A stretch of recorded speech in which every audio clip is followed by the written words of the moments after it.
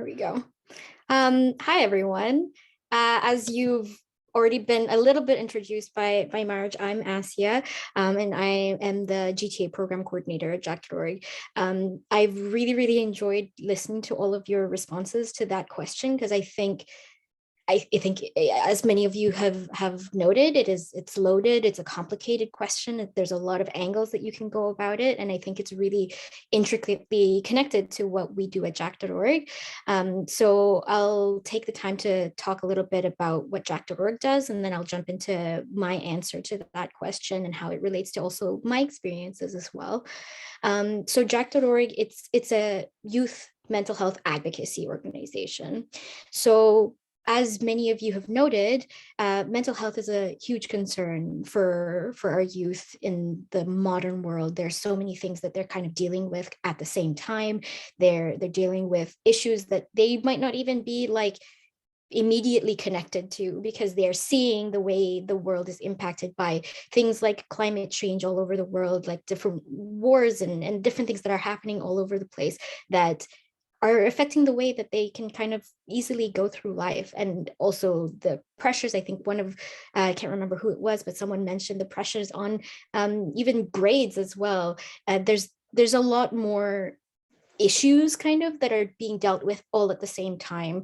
And what we do at Jack.org is set up talks that can create like a shared vocabulary when it comes to mental health, so that when folks are talking about like, this is how I feel, or this is how I notice someone else is feeling, they can kind of all be talking the same language when it comes to that.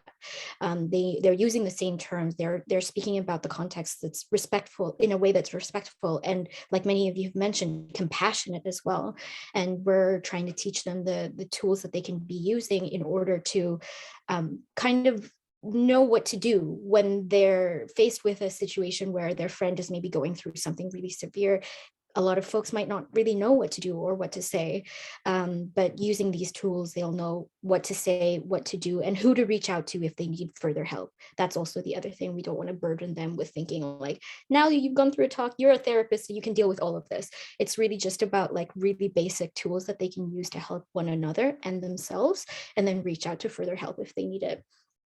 And then speaking of further help, what the other main program that we have set up is the chapters program, which kind of furthers those conversations on a more long-term basis.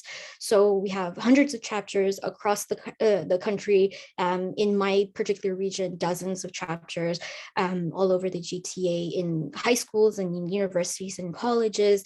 Kind of the same thing, teaching folks how to deal with their own emotions, teaching them how to help their peers, their family dealing with their emotions, and teaching them where to reach out to if they need some serious help as well.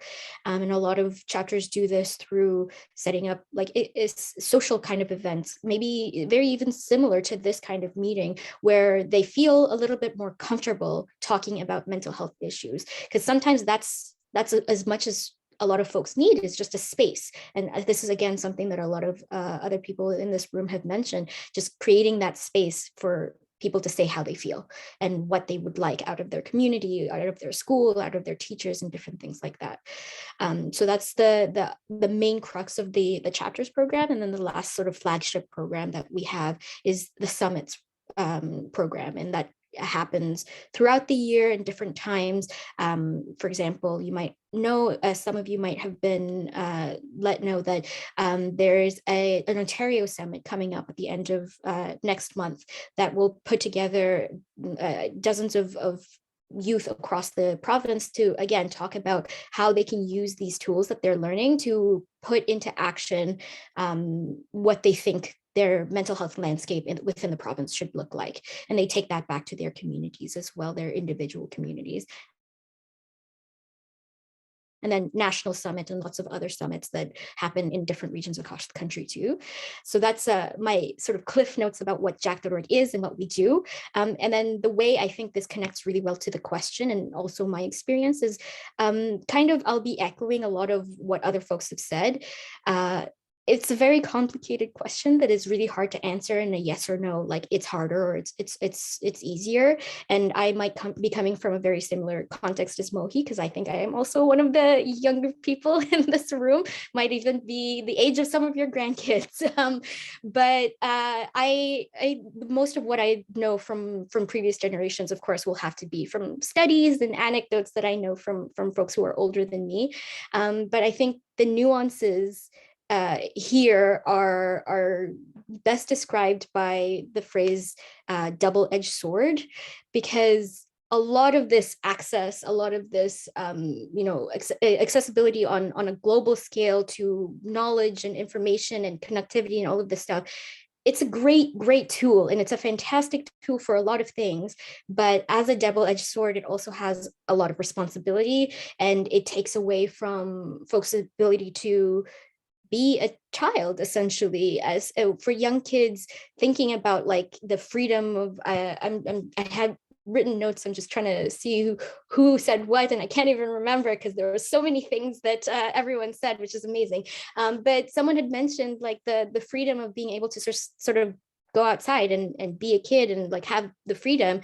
That's not really quite as much of a thing anymore. And that's not necessarily to say that it's easier or harder, but it's just generally a lot more complicated. There's a lot more responsibility. And another phrase that comes to mind here is paralysis by analysis, because there are so many options that it's very hard sometimes to actually really commit fully 100% to anyone. And I'm also thinking about even my mom's context as a lady who grew up in the 50s and 60s in Kenya. Once she decided what she wanted, that was it. She went to university, she became a doctor, and that's what she did with her life. Like, it was kind of like, once you're in the industry, you're pretty much in that industry pretty much forever. And a lot of folks might relate to that story of, you've decided when you're maybe 17 or 18, and that's your life until you retire.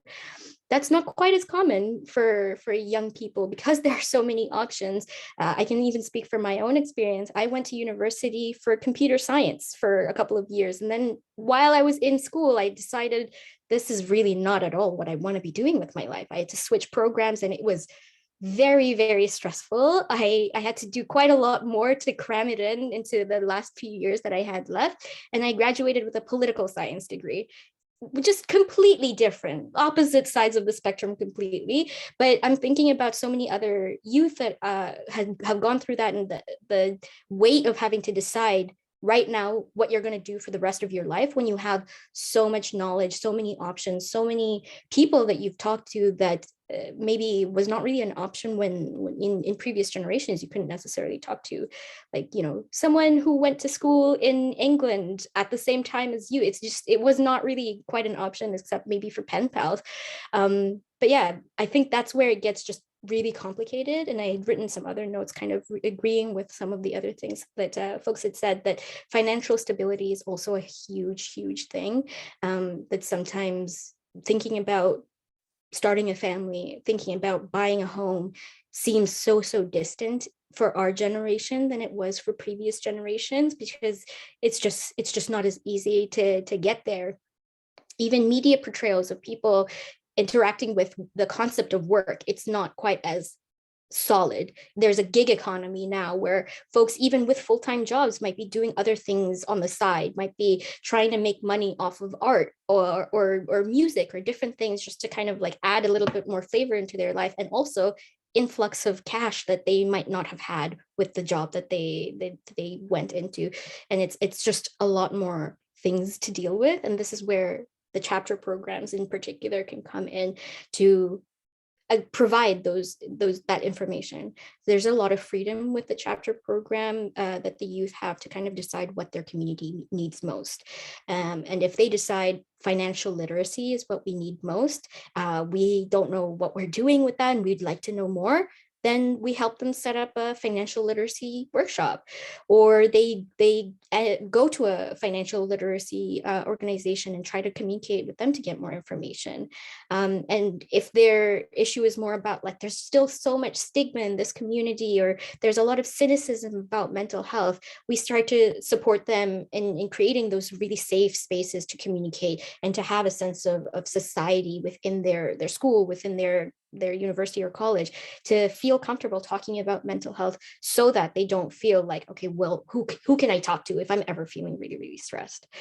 So I know I've been talking kind of nonstop for a little while now. I'll pause and see if there were any questions about myself, my experience, my response as well, or Jack.org sort of in general.